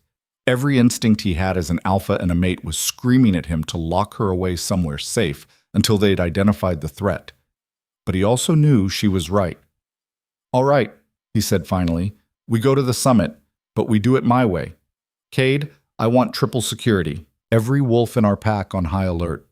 And I want intelligence gathered on every alpha attending, financial records, territorial disputes, old grudges. If someone's planning to move against Lyria, I want to know about it before they make their play." Cade nodded. "I'll get it done." As the beta walked away, barking orders to the gathered wolves, Riven turned to Lyria. His hand came up to cup her face, the gesture surprisingly gentle for someone who'd just been staring at a mutilated corpse. "Are you sure about this?" he asked quietly. "Once we walk into that summit together, there's no hiding what you are. Every wolf there will know you're a white wolf, and some of them won't react well." Lyria leaned into his touch, drawing strength from the mate bond that had become as natural as breathing over the past weeks. "I'm sure. Iron Ridge took everything from me, my parents, my wolf, my childhood. I won't let whoever did this take my future too." Riven's thumb brushed across her cheekbone. "Then we show them what happens when you back a white wolf into a corner." His smile was sharp and dangerous, and Lyria felt her own wolf rise to meet it. Let them come. She was ready. The Winter Summit was held in Silverstone Hall, a massive fortress built into the mountains at the border between northern and southern territories. It was neutral ground claimed by no pack, protected by ancient laws that forbade violence within its walls. Once a year, every major alpha gathered here to discuss territory disputes, form alliances, and address threats to the wolf world as a whole. Lyria had never been to a summit before. Iron Ridge had never allowed her to attend, claiming she was too weak to represent the pack. Now, as their convoy of vehicles wound up the mountain road toward Silverstone, she understood why they'd really kept her away. Because this wasn't just a political gathering, it was a display of power. Hundreds of wolves packed the grounds around the hall, enforcers, betas, advisors, all of them radiating strength and dominance. Lyria could feel their eyes tracking the convoy as Riven's vehicles pulled up to the main entrance. She sat in the lead car with Riven and Cade, dressed in fitted black pants and a deep gray shirt that made her silver eyes stand out like beacons. "They're all staring," she murmured. "They're always staring at Summit," Riven said, "but today they have a better reason. Word's already spread that I'm bringing someone. They're curious." "Curious is putting it mildly," Cade added from the driver's seat. "Half the alphas here have been trying to broker alliances with you for years, Riven. Showing up with a mate, especially one they've never heard of, is going to cause chaos." "Good," Riven said. "Let them talk. The more they're focused on gossip, the less they'll be focused on making trouble." The car stopped, and Riven exited first. Immediately, wolves turned to look, dominant alphas who commanded respect through sheer presence. But when Riven extended his hand back into the car, and Lyria took it, stepping out beside him, the entire courtyard went silent. Lyria felt the weight of hundreds of eyes on her, assessing, judging, calculating. Her wolf bristled under the scrutiny, wanting to snarl and show teeth. But she kept her expression calm, her shoulders back, her chin high. She belonged here. She had every right to stand beside the high alpha, and anyone who thought otherwise could challenge her directly. "That's her," someone whispered, the words carrying on the cold mountain air. "That's the girl from Iron Ridge. I heard she was wolfless. Look at her eyes. She's too young to be his mate." The whispers cut off abruptly as another car pulled up behind theirs. Lyria didn't need to turn around to know who it was. She could smell them, the scent of pine and old blood that she'd grown up with, that had once meant home. Iron Ridge had arrived. Alpha Declan Voss stepped out of his vehicle, flanked by 6 enforcers. He looked exactly as Lyria remembered, tall, blonde, coldly handsome, with pale blue eyes that had always made her feel like an insect under a microscope. Those eyes found her now, and Lyria watched shock, then fury, then something like fear flash across his face. "Lyria," he said, and his voice was too loud, too sharp. "You're alive." "Disappointed?" Lyria asked coolly. Declan's jaw tightened. His gaze shifted to Riven, and Lyria could see him recalculating, trying to figure out how this had happened. "Hi, Alpha. I wasn't aware you'd taken a mate." "There are a lot of things you're not aware of, Voss," Riven said, his tone glacial, like the fact that attempting to murder my mate is considered an act of war in the Northern Territories. The courtyard had gone so quiet, Lyria could hear the wind rustling through the pine trees. Every wolf present was now openly staring, sensing blood in the water. Declan's expression smoothed into something diplomatic. "I'm afraid there's been a misunderstanding. Lyria Hale was exiled from Iron Ridge for failing to produce a wolf. What happened to her after she left our territory is not our concern." "You dumped her in Frost Pass during a blizzard," Riven said flatly. "That's not exile. That's execution. I gave her a chance to survive on her own. You gave her nothing," Lyria interrupted, her voice cutting through Declan's excuses like a blade. "You and your council poisoned me for 18 years to suppress my wolf. You murdered my parents when they tried to stop you, and when the poison finally failed and you couldn't hide what I was anymore, you tried to finish the job by leaving me to freeze to death." Gasps rippled through the crowd. Alphas were stepping closer now, drawn by the accusation. Poisoning a pack member, especially a child, was one of the most heinous crimes in wolf law. If Lyria could prove it, Declan would lose everything. "That's a serious accusation," one of the other alphas said, a woman with dark skin and intelligent eyes who Lyria didn't recognize. "Do you have proof?" Lyria reached into her pocket and pulled out a vial of her own blood. Iris had drawn it before they left, preserving the trace amounts of toxins still in her system. "My blood contains wolfsbane and silver nitrate at concentrations consistent with years of systematic poisoning," Dr. Iris Callan can testify to that. And I'm sure if you search Iron Ridge's medical records, you'll find purchase orders for those exact compounds. Declan's face had gone pale. This is absurd, is it? Another alpha stepped forward, an older man with silver hair and scars crossing his face. Lyria recognized him from Riven's briefings. Alpha Garrett of the Stoneclaw Pack, one of the most respected leaders in the Southern Territories. Because I remember the stories my grandfather used to tell about the White Wolves, about how the old packs hunted them to extinction because they feared their power. And looking at this girl, at those eyes, I'm starting to wonder if Iron Ridge had a very good reason to keep her suppressed. She's not a white wolf, Declan said quickly. Too quickly. The white wolves are extinct. Then you won't mind if she proves you wrong, Riven said. His hand settled on Lyria's lower back, a gesture of support and possession. Shift for them. Lyria's heart hammered against her ribs. This was it, the moment that would change everything. If she shifted here, in front of every major alpha in the territories, there would be no hiding what she was, no going back to anonymity. But she'd already made her choice. She stepped away from Riven into the center of the courtyard. Wolves pressed closer, forming a circle around her. She could feel their anticipation, their skepticism, their hunger for something dramatic. She'd give them dramatic. Lyria closed her eyes and let her wolf rise. The shift happened faster than it ever had before, fueled by adrenaline and rage and the fierce need to prove them all wrong. Her bones cracked and reformed, her body exploding outward into something massive and powerful and utterly wild. When she opened her eyes again, the world had shifted into sharper focus. She could smell everything: fear, awe, aggression, arousal, could hear heartbeats racing, breath catching, could see the exact moment when every wolf present realized what they were looking at. A white wolf. Pure as fresh snow, massive as a male alpha, with eyes that glowed like molten silver. The silence that followed was absolute. Then someone, Lyria couldn't see who, whispered, "Merciful moon." And the floodgates opened. Wolves started talking all at once, their voices overlapping in a cacophony of disbelief and wonder. Lyria stood in the center of it all, her white fur gleaming in the winter sunlight, and let them stare. Let them understand that the legends they'd dismissed as myth were standing right in front of them. She shifted back to human, and someone immediately threw a cloak around her shoulders. She pulled it tight and walked back to Riven's side, her chin high. "Still think she's not a white wolf, Voss?" Riven asked mildly. Declan looked like he'd been punched in the gut. His enforcers had backed away from him, their faces pale, clearly realizing they'd just been exposed for trying to kill someone far more powerful than they'd ever imagined.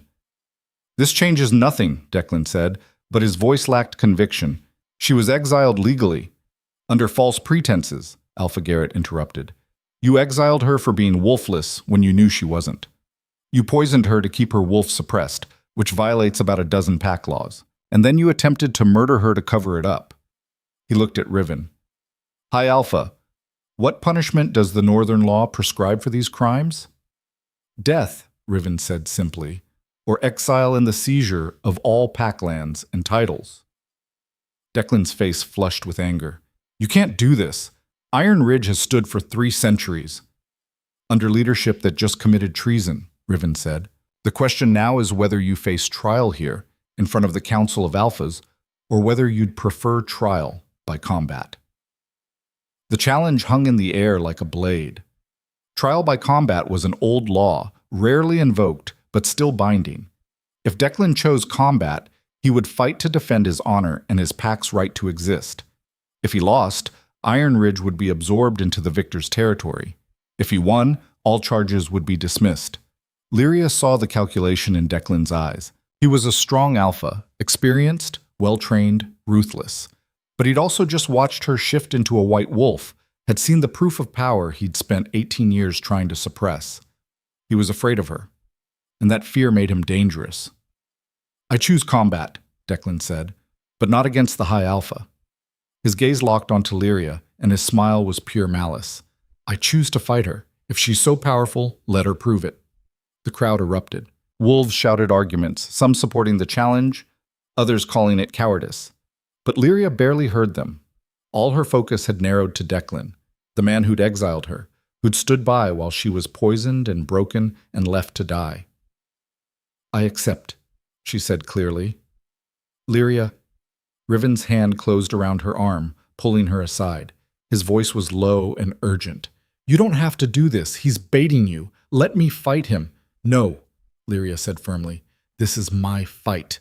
He destroyed my life. I'm going to be the one who ends his. You've only had your wolf for 3 weeks. And he's had his for 25 years while I was being poisoned, Lyria finished. I know the odds, Riven, but I also know that if I don't do this, I'll never truly be free of what he did to me. I need this. Riven stared at her, and she could feel his wolf raging through the bond, desperate to protect her, to fight this battle for her. But he also understood. Because he was an alpha, and alphas knew that some battles had to be fought alone. Then you fight smart, he said finally. He's bigger and more experienced, but you're faster. Use that. And remember, I know, Lyria interrupted, touching his face. Trust my wolf. Riven pulled her into a fierce kiss, and when he released her, his eyes were blazing. Destroy him. Lyria turned back to the circle. The Council of Alphas had already declared the challenge valid, and set the terms. Combat in wolf form, no outside interference, fight to surrender or death. Declan was already stripping off his clothes, his enforcers backing away to give him space. He shifted with the ease of someone who'd done it 10,000 times, his wolf emerging in a ripple of golden brown fur. He was massive, easily 300 pounds of muscle and fury. But Lyria wasn't afraid. She'd been afraid of him for 18 years. She was done being afraid. She shifted, her white wolf bursting forth with a snarl that echoed across the courtyard. And then she launched herself at Declan with every ounce of speed and rage her wolf possessed. The fight was brutal. Declan fought like a seasoned warrior, precise, efficient, going for kill shots with practiced ease. But Lyria fought like something wild and desperate, all instinct and fury. She was smaller, yes, but faster, and she had something Declan didn't. She had nothing left to lose. They crashed together in a tangle of claws and teeth, rolling across the frozen ground. Declan's jaws snapped inches from her throat. Lyria twisted, her claws raking across his shoulder, drawing first blood. The crowd roared. They separated, circling each other, both breathing hard. Declan's eyes were cold and calculating.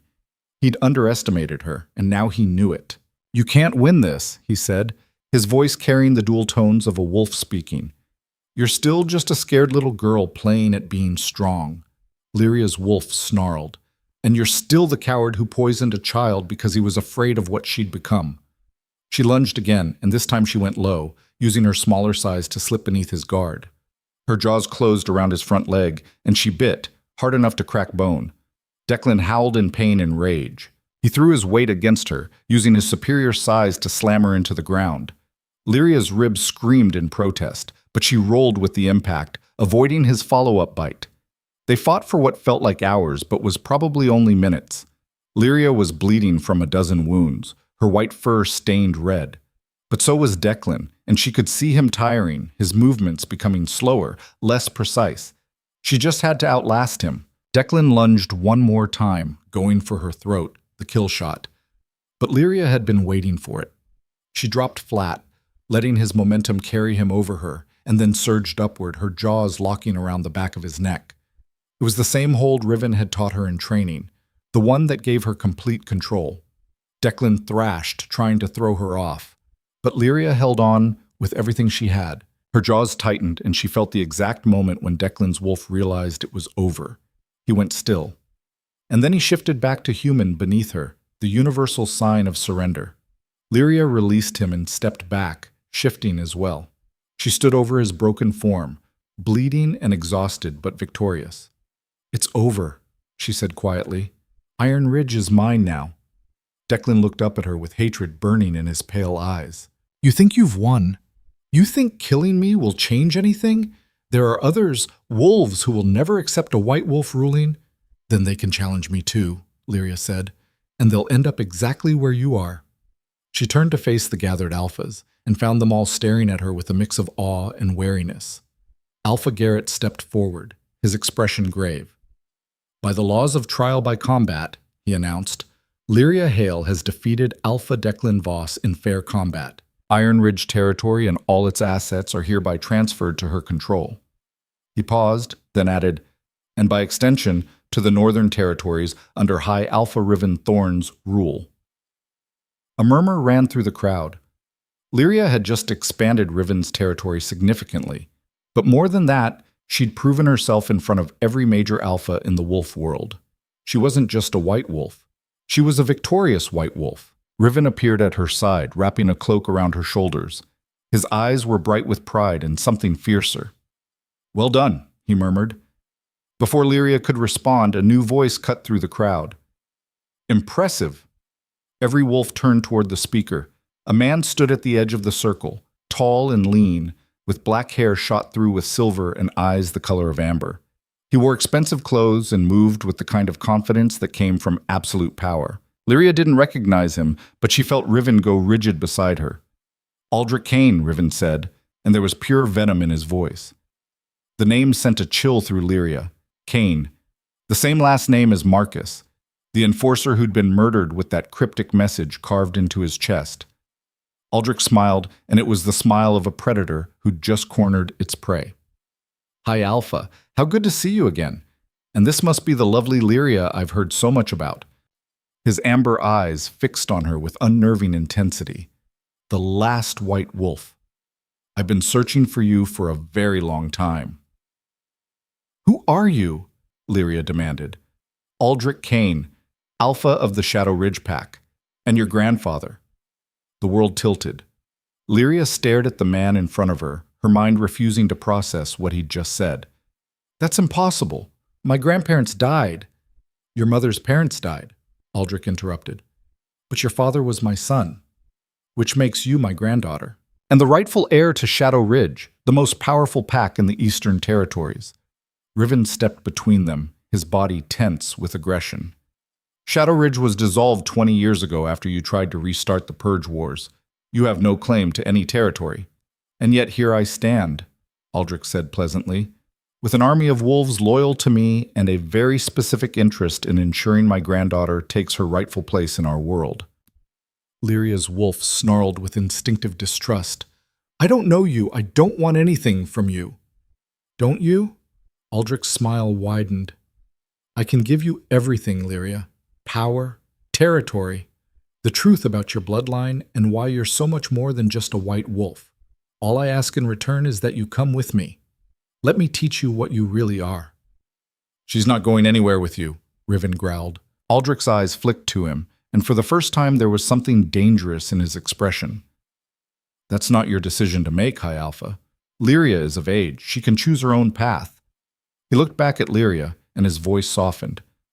"I know you have questions about your parents, about why Iron Ridge was so desperate to keep you suppressed, about the message carved into Marcus's chest." He paused, letting that sink in. "Yes, I'm the one who killed him.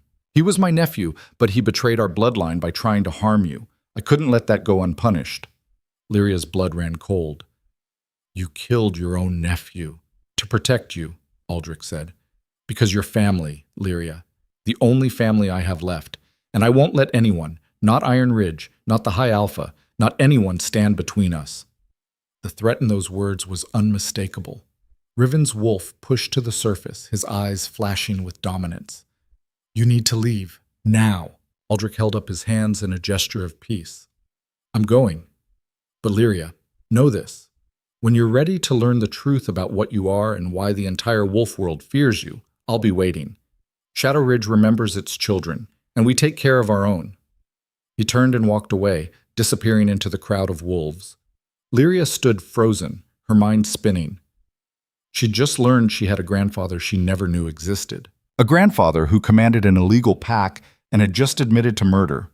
A grandfather who seemed to know far more about her bloodline than anyone else. And he wanted her to join him. "Don't even think about it," Riven said quietly. Lyria looked at him, at the man who'd saved her life and given her back her wolf. The man who'd stood beside her through every fight, every challenge, every moment of doubt. Her mate. "I'm not going anywhere," she said firmly. "Whatever Aldrich Kane thinks he knows, I don't trust him. And I'm not abandoning everything we've built for some fantasy of a family that was never there when I needed them." Riven's expression softened with relief. "Good, because we're not done yet." Lyria nodded, looking back at the crowd of alphas who were still watching her with wary fascination. She'd won the fight against Declan, had claimed Iron Ridge, had proven herself in front of the entire wolf world, but she'd also just painted an even bigger target on her back, because now everyone knew she was the last white wolf. And there were wolves out there, like Aldrich Kane, who would do anything to control her. The war was far from over, but for the first time in her life, Lyria wasn't fighting it alone. The summit dissolved into chaos within minutes of Aldrich Kane's departure. Alphas who'd watched Lyria's victory with cautious respect now looked at her with open suspicion. Whispers spread like wildfire through the crowd. Shadow Ridge, the Purge Wars, the bloodline that had nearly destroyed the wolf world a generation ago. And standing in the center of it all was Lyria, bleeding from her fight with Declan, wrapped in a borrowed cloak, and trying to process the fact that her grandfather was apparently a war criminal. "We need to leave," Riven said quietly, his hand firm on her lower back. "Now." But before they could move, Alpha Garrett stepped forward, blocking their path. His scarred face was grave, and behind him stood a dozen other Southern Alphas, all of them radiating tension. "Not so fast, High Alpha," Garrett said. "I think we need to have a conversation about what just happened here." Riven's eyes flashed dangerously. "Stand aside, Garrett." "I can't do that. Not when we just learned that the girl you've claimed as your mate is Aldrich Kane's granddaughter." Garrett's gaze shifted to Lyria. "No offense meant to you, young one, but your grandfather tried to restart the Purge Wars 20 years ago. He believed white wolves should rule over all other packs by force. Thousands died before we finally drove him into hiding." "I didn't know he existed until 5 minutes ago," Lyria said, keeping her voice steady despite the tremor running through her limbs. "Whatever he did, I had no part in it." "Maybe not," another Alpha said, a woman with red hair and sharp features. "But blood calls to blood. How do we know you're not working with him?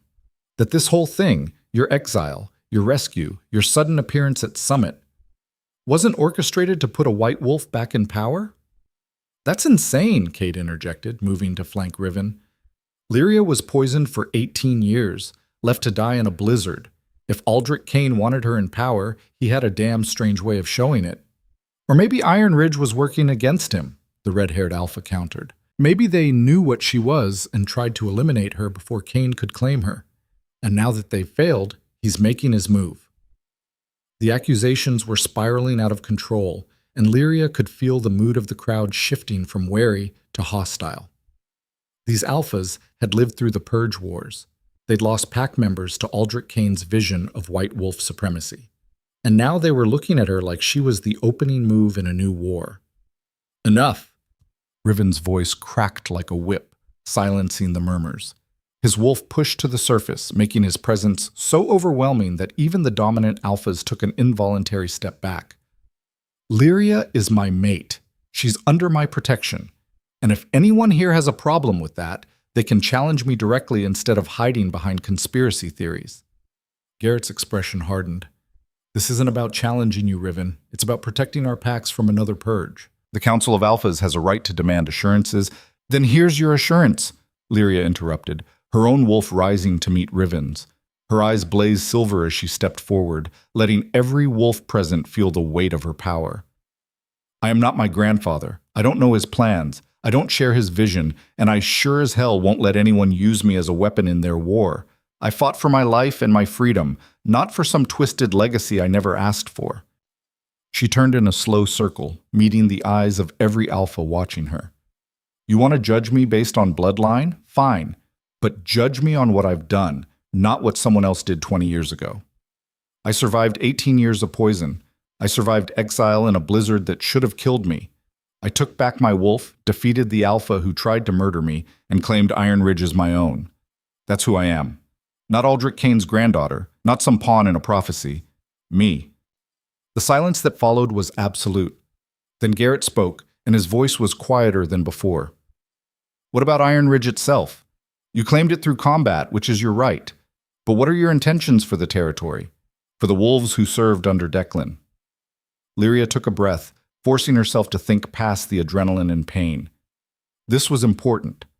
How she answered this question would determine whether the other Alphas saw her as a leader or a threat. "I'm going back to Iron Ridge," she said. "I'm going to tear down everything Declan and his council built.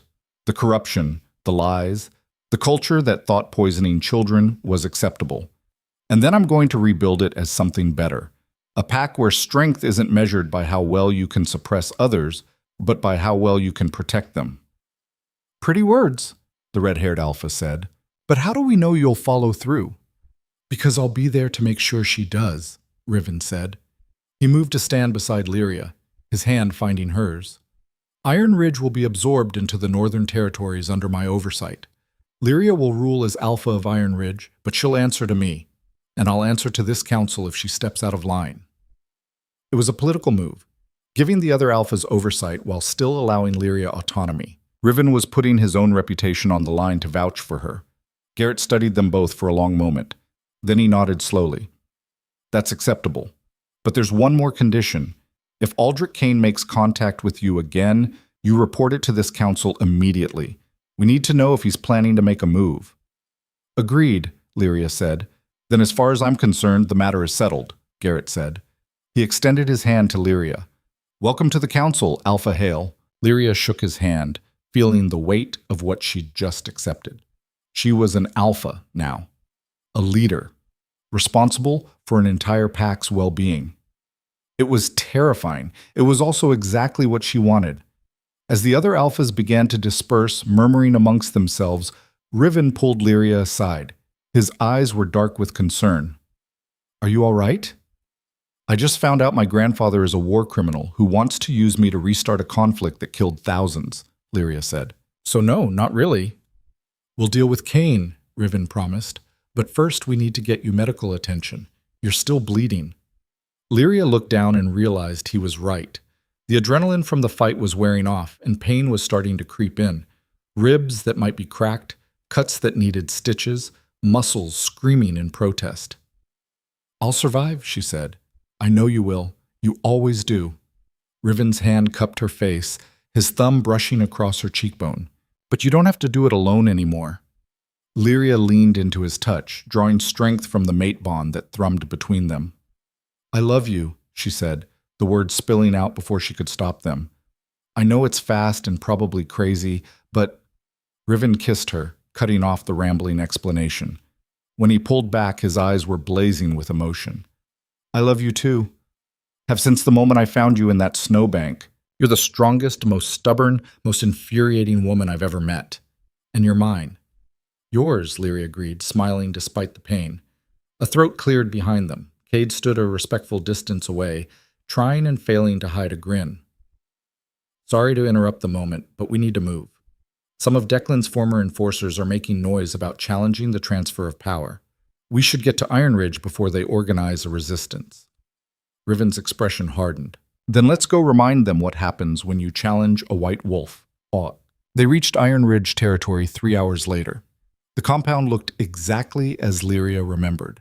Stone buildings clustered around a central hall, surrounded by dense forest. But now, instead of feeling like home, it felt like a prison she'd finally escaped.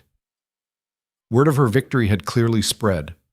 Wolves lined the path to the main hall, their expressions ranging from shock to fear to barely concealed hostility. Lyria walked through them with her head high, Riven on one side and Cade on the other, her white wolf barely contained beneath her skin. The hall doors stood open.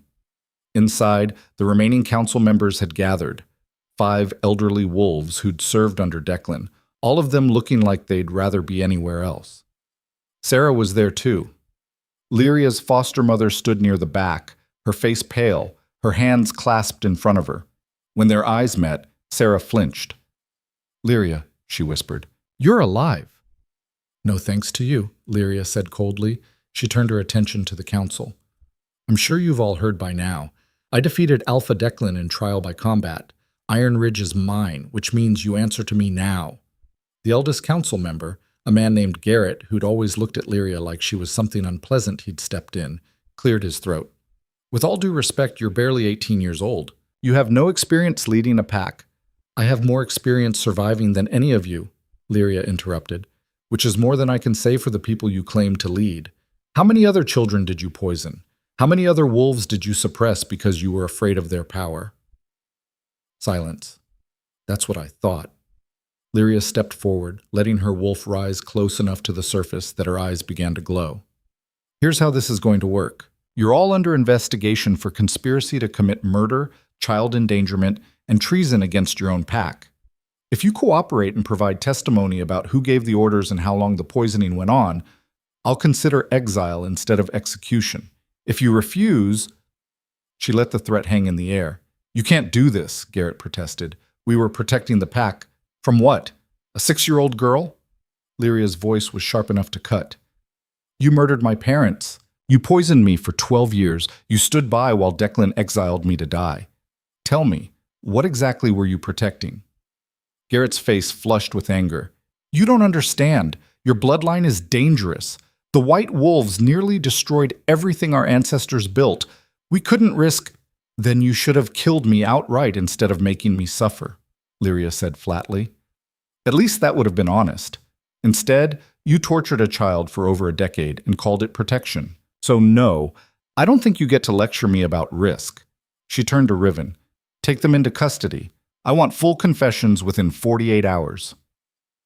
Northern Territory enforcers moved forward to secure the council members. They went quietly, all the fight drained out of them, all except Sarah. Lyria's foster mother stepped forward, her eyes pleading. Lyria, please, I know you're angry, but I was just following orders. I never wanted to hurt you. You fed me poison every single day, Lyria said, her voice eerily calm. You watched me cry because I thought I was broken. You let me believe my parents died in a random attack when you knew the truth. And when Declan exiled me, you stood there and said nothing. She took a step closer. So don't you dare stand there and tell me you never wanted to hurt me. Sarah's face crumpled. I did care about you. In my own way, your way involved systematic abuse and attempted murder, Lyria said. So forgive me if I don't find that very comforting. She looked at the enforcers. Take her with the others. As Sarah was led away, still trying to plead her case, Lyria felt something inside her chest finally break free. The last chain connecting her to the girl she'd been. The wolfless, frightened child who'd believed she deserved the suffering inflicted on her. That girl was gone. In her place stood an alpha. Over the next 3 months, Lyria transformed Iron Ridge from the ground up. She started by releasing every suppressed wolf in the pack. And there were more than she'd expected. At least a dozen young wolves who'd been deemed too aggressive or too dominant and quietly medicated into submission. When their suppressants were removed and their wolves allowed to surface, they became some of Lyria's most loyal supporters. She dissolved the old council and established a new one. Younger wolves, tested in combat, chosen for their integrity rather than their political connections. Cade helped her navigate the transition, teaching her the difference between leading through fear and leading through respect. The pack didn't accept her immediately. There were challenges. 3 different wolves who thought they could take power from a newly awakened alpha. Lyria defeated each of them, and by the 3rd victory, the challenges stopped. Riven visited every week, helping her establish trade agreements with neighboring packs and mediating disputes that threatened to turn violent. Their bond grew stronger with every shared crisis, every late-night strategy session, every moment they stole alone between meetings and missions.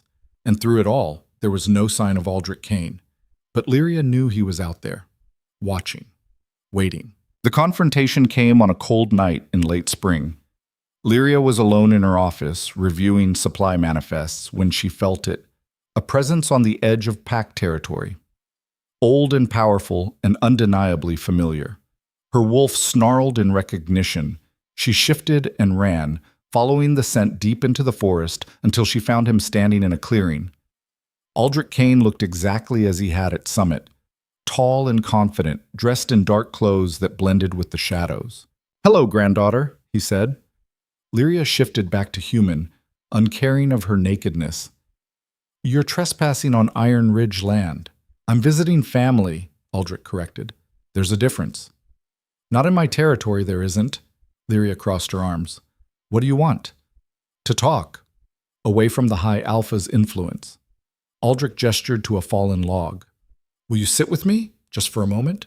Every instinct Lyria had screamed at her to refuse, but curiosity won out. She sat, keeping enough distance that she could react if he attacked. Aldrich smiled, reading her caution. Smart. Your father would be proud. You knew my father. He was my son, Aldrich said simply. Alexander Kane. He was brilliant and kind and absolutely convinced that white wolves could coexist peacefully with the other packs. I thought he was naive. Turns out, I was the one who didn't understand. Lyria's chest tightened. What happened to him? The truth this time.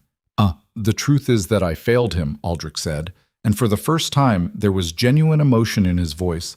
I was so obsessed with restoring white wolf dominance that I pushed him away. He fell in love with your mother, a common wolf from Iron Ridge, and I forbade the union. He left Shadow Ridge and never came back. He paused. When I heard he'd been killed, I tried to find you, but Iron Ridge had already buried the truth and hidden you away. By the time I tracked you down, you'd been poisoned so thoroughly, I thought you'd never recover. So you stayed away. I stayed away because I thought it was kinder than watching you waste away, Aldrich admitted. I thought the kindest thing I could do was let you die peacefully instead of suffering. His amber eyes met hers.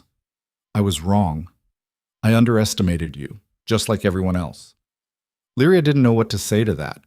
Part of her wanted to rage at him for abandoning her, but another part understood, because she knew what it was like to make impossible choices with no good options. Why are you telling me this now? She asked. Because you need to know the truth about what you are, Aldrich said. You're not just a white wolf, Lyria. You're the daughter of two bloodlines, Kane on your father's side and Theron on your mother's. The name hit like a thunderbolt. Theron, the royal line that had ruled the northern territories before the Purge Wars. My mother was a Theron? Lyria whispered.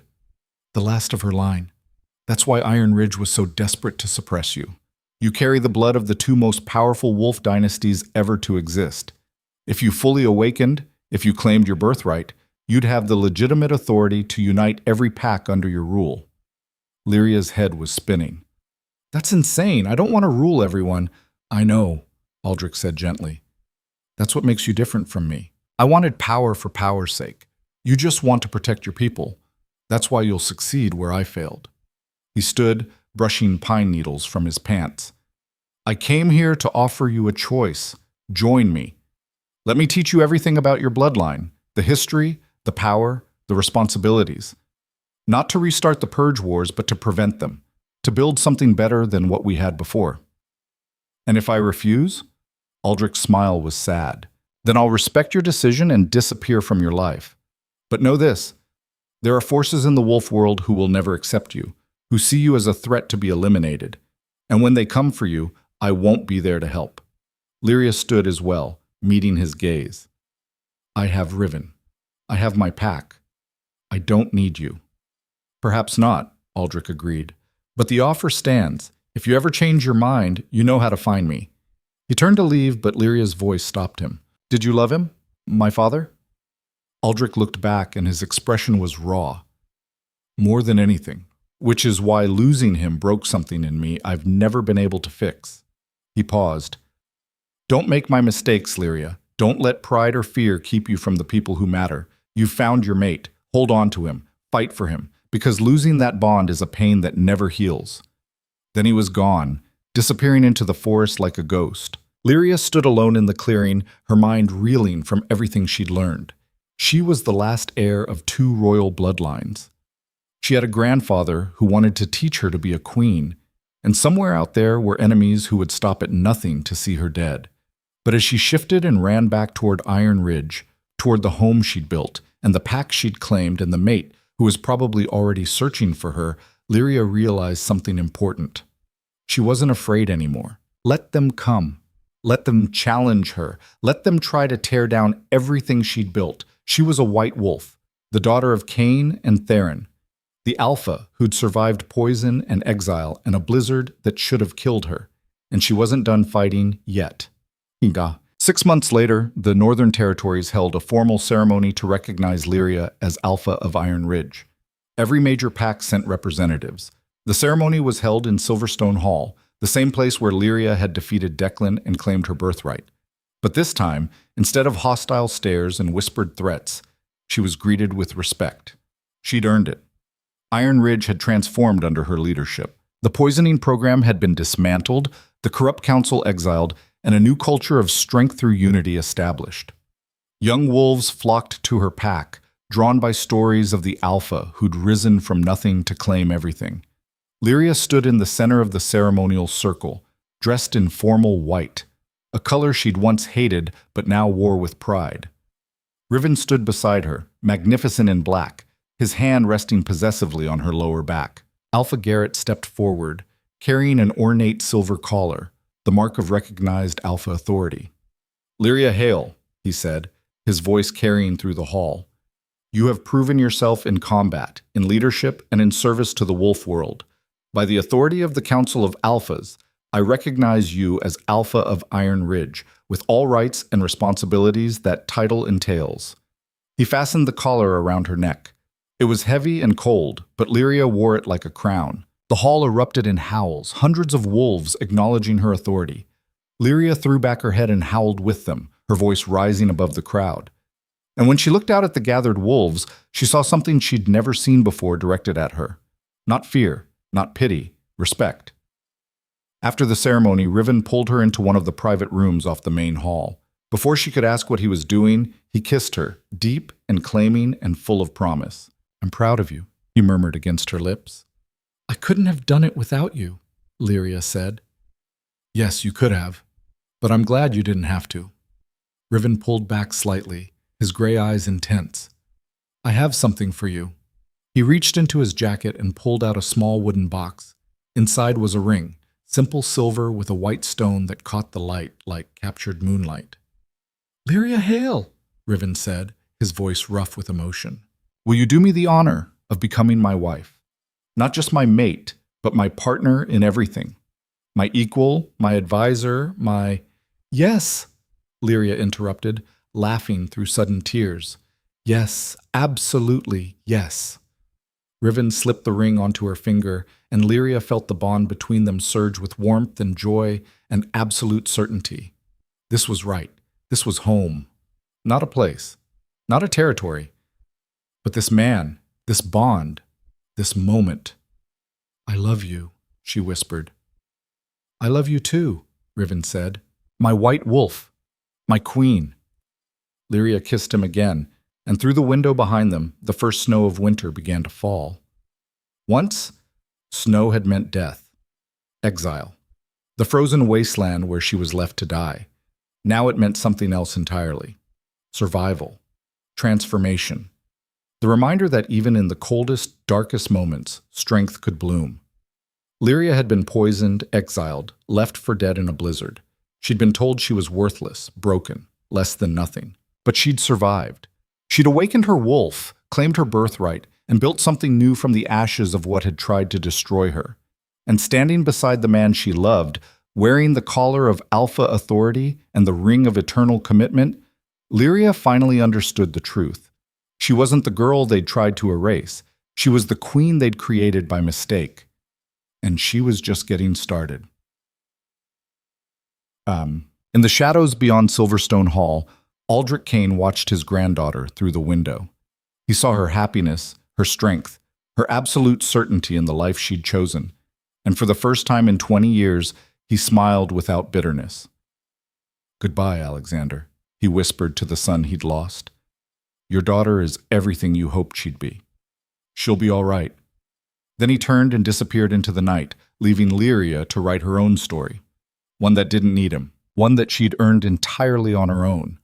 The white wolf had risen, and the world would never be the same.